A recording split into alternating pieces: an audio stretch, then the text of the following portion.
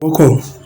Here is the step-by-step guide on how to verify your Bamboo account to unlock higher trading and deposit limits. So once you have tapped into your Bamboo app and you have logged in, on the top left corner, tap into it and you see account. Click on your KYC status. After clicking on it, you will see several information if you have done it or not. So whichever one you have done, it will tick it.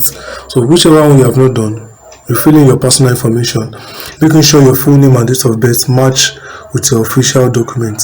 Enter your identity verification number, such as your BVN or NIN. Then you have to upload a clear photo of a valid national issued ID card like your international passport, driver's license, voter's card, or national ID card. Complete the facial check by taking a clear selfie when prompted. Tap submit. Your details will go under review and your account limit will update once verified.